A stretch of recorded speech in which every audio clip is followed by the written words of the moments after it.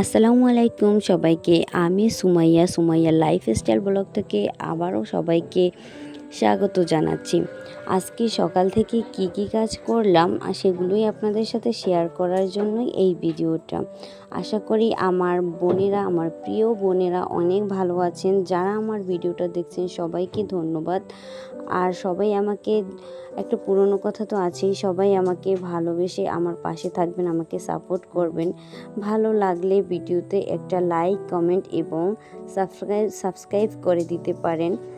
তো চলুন আবার কাজে ফিরে যাই। তো সকালবেলা অনেক আগেই ঘুম থেকে উঠেছিলাম, তাই আর কি টুকটাক কিছু কাজ করতেছিলাম। এই গাছগুলো লাগিয়েছি, তারপর থেকে আমার এক্সাম শুরু হয়েছে, যার কারণে আর আমি সেরকম কোনো যত্ন করতে পারিনি। একটা কথাই আছে, যত্নে রতন মেলে, যতনে রতন।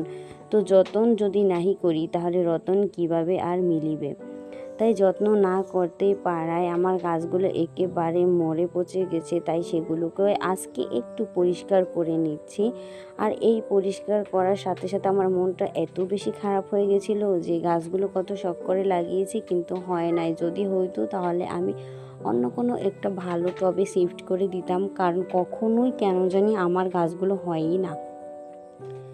তারপর আবার এই গাছগুলো তো একটু পানি টানি দিয়ে নিচ্ছি। তারপর আবার একটু বই পড়তে বসলাম। যত যাই রাতে পড়ি বা অন্য টাইম পড়ি, কেন জানি আমার মনে হয় সকালবেলার পড়াটাই হচ্ছে একদম মাথার ভিতরে গেঁথে যায়। সকালবেলা পড়লে আমার কাছে সব কিছু ইজি লাগে, তাই আর কি পড়লাম। পড়ার পরে দেখি এখন একটু রৌদ্র উঠেছে, সূর্য মামাকে দেখা যাচ্ছে, তাই একটু হাঁটাহাঁটি করার জন্য বাসার পাশের রাস্তায় হাঁটতেছিলাম।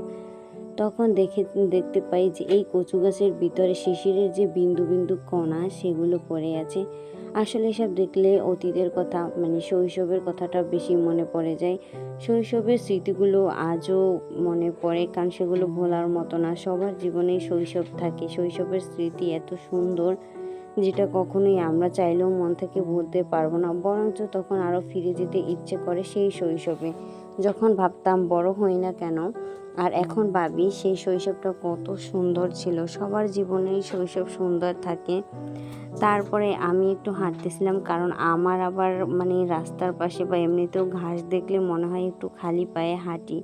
এরপরে একটা কাজ ছিল, কাজটা করে বাসায় আসতে আসতে গরমে একেবারে আমার এত বেশি পানির পিপাসা লেগেছে। তারপরে আমি একটু এই ঠান্ডা ঠান্ডা শরবতটা খেলাম। এরপর আবার তো রান্নাবান্না থাকবেই, রান্নাবান্না ছাড়া তো কোনো কথাই নেই। তো রান্না করার জন্য আজকে নিয়েছিলাম মাছ ভাজাটা আর আপনাদেরকে দেখালাম না। আর নিয়েছিলাম সাথে ডাঁটা, আলু আর চিংড়ি মাছের একটা রান্না। এইসব সাধারণ খাবার খেতে আসলে আমার কাছে অনেক বেশি ভালো লাগে। কার কাছে কীরকম লাগে জানি না, তো আমার কাছে অনেক বেশি ভালো লাগে। চেষ্টা করি সপ্তাহে একবার হলেও এইসব সাধারণ রান্না বান্না করে খাই। বাসায় কে এগুলো অনেকেই খায় না, কিন্তু আমার কাছে বেশি ভালো লাগে, তাই আমি একার জন্য হলেও এইসব খাবার খাই। তাদের কার কাছে কীরকম লাগে রান্না করে দেখবেন। ভালো থাকবেন সবাই, সুস্থ থাকবেন। আল্লাহ হাফেজ।